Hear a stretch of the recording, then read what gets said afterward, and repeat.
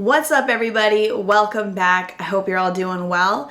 Today's the day that I am going to compare the brand new Fenty Beauty Pro Filt'r Hydrating Longwear Foundation next to the original Pro Filt'r Soft Matte Longwear Foundation, which you guys know I so love. This is one of my favorite foundations of all time. It works really well for my combination skin, keeps my oils in check when I get a little oily throughout the day in my T-zone. Now, with that said, I know a lot of people with any bit of dryness do not want to wear this because it makes your skin look and feel terrible. I have, even with oily skin, encountered a little bit of dryness with this, but I still love it, still use it, makes my skin look flawless, and I do have to agree that it is very long wearing. But I just wanted to give this new hydrating formula a try, see if somebody who gets oily can actually wear this and not look like an oil slick by the end of the day. So I'm going to test that, and then also let my dry skin viewers know my take on this and if I think it is worth your money. So if you want to see how this showdown is going to go down, If you guys want to see how this comparison is going to go down, keep on watching. Okay, you guys are all the way zoomed in. I'm just moisturizing my skin before I start applying, and I wanted to remind you that if you do get dry with the soft matte foundation, use a really hydrating moisturizer first to prep your skin, which I have done. So I'm gonna go in with the shade number 35 and I'm gonna apply it to this side of my face. And I'm choosing this side because I have the most freckles on this side, and I want you to see just how powerful this foundation is coverage wise. So I'm just gonna dab some onto the skin with my finger. Then I'm going in with the foundation brush that launched with the original foundation. So they did, of course, just launch a new kabuki brush for the new guy, but I'm just sticking with the original one because I actually really like it. I've used this tons since I first bought it. It works really well. The color's looking a bit light, but I promise you it does oxidize and dry down a bit darker. So if you are trying to choose your color match in this, give it a few seconds to sit on your skin before you decide. I usually just kind of work it out with the brush, and then I'll go in with a damp sponge. And especially if you notice that dryness, use a damp sponge instead of a brush. It'll definitely help. Now, if this were just an average day, I would probably stop here, and if I wanted more coverage, I would apply it with my concealer. But today's not an average day. We are gonna push it a little bit further.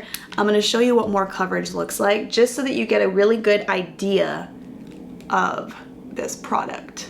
So I'll read you the actual proper details about this. It's a soft matte longwear foundation with buildable medium to full coverage. Gives you a smooth, pore diffused, shine-free finish, and it's sweat and humidity resistant. Is this not the best side-by-side comparison ever? Now you guys understand why I love this stuff. The coverage is insane. It's so powerful. It completely got rid of all the redness that's going on over here, covered up the freckles, but you can still kind of see them peeking through, which I think is really nice. It gives it more of a natural look when you have so much coverage.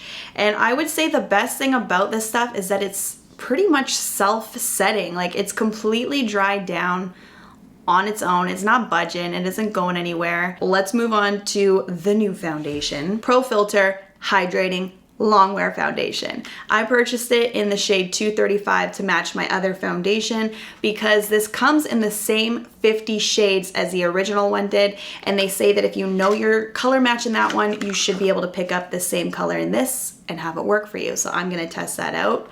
Packaging is very different. It comes in a tube compared to the original glass bottle.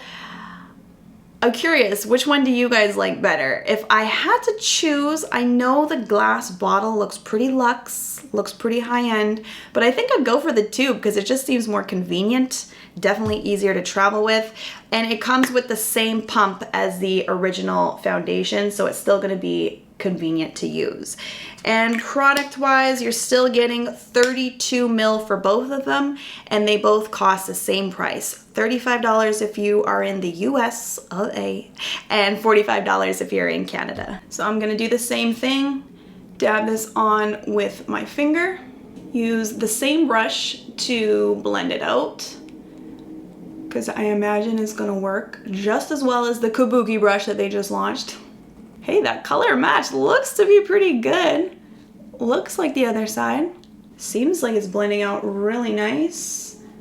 That actually covered up this area really well with just a little bit of product. Let's try up here on the forehead. I love that I have a solid line down the middle of my face. What's really crazy is I decided to film this before going out to dinner with Andy tonight. So I'm hoping these shades are gonna look the same, or else it's gonna be really, really interesting. And I'm gonna give you the same details on this one too. So this is a hydrating longwear foundation with that same medium to full coverage. It's supposed to give you a natural finish, and again, it's best suited for someone with normal to dry skin. It seems like you have more time to work and blend this out versus the other one. That one dries down pretty quick. You gotta work pretty fast. Oh, I just totally wiped it away up here. So you can tell, well, you're not here to actually touch my face, but I'll tell you, this side has pretty much completely dried down. It's not going anywhere. Whereas this side, you can see, I just smudged it. So I give both of them a few minutes to just dry down on the skin. And I am gonna say, coverage-wise, pretty impressed. It gave me about the same amount that the soft matte does. And it started to dry down, but it's still kind of in transfer mode. It hasn't fully set.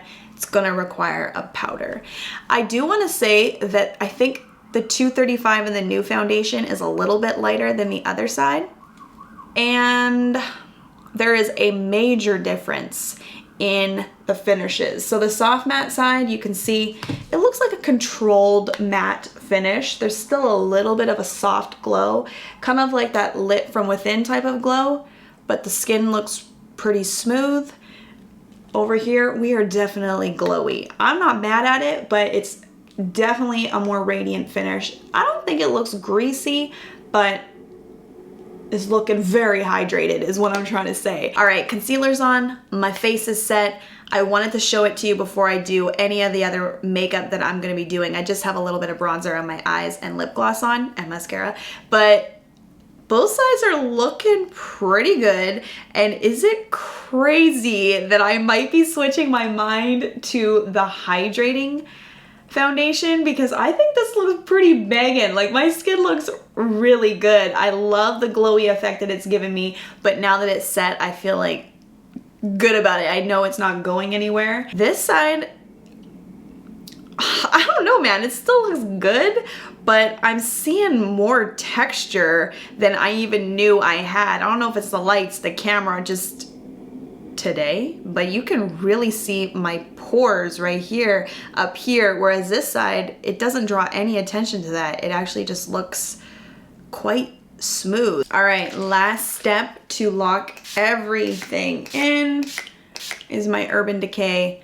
All-Nighter Spray. Just because I'm using something hydrating, I wanted to make sure I use something so that this stays on. And it is currently 6:08. Turn both sides towards it.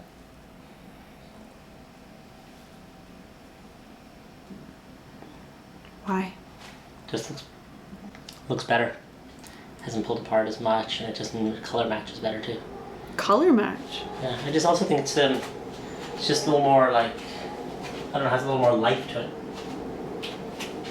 You know? All right, it's 11:28. We're home from dinner. I ate a lot of pasta and I feel amazing, although I'm still wearing my jeans and I have to get out of them ASAP because it's cutting off circulation. But anyways, let's wrap this video up. I just made my notes. You heard Andy, my husband. He's told me twice now because I've asked him twice. He likes the hydrating side better, and he said that the color looks better and looks like it has more life, and I'll play it back. I'm sure you guys heard it. Here's my notes. I am really surprised with how well it has held up. So I've had it on for enough hours to know how this is gonna wear.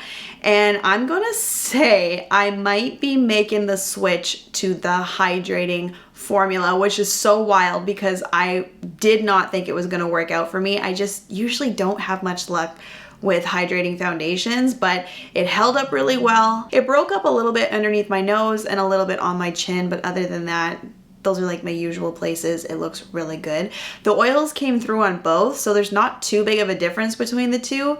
And I'd say that the hydrating foundation, the biggest standout thing about it is that it's making my skin look a little bit smoother. You don't notice as much of the texture.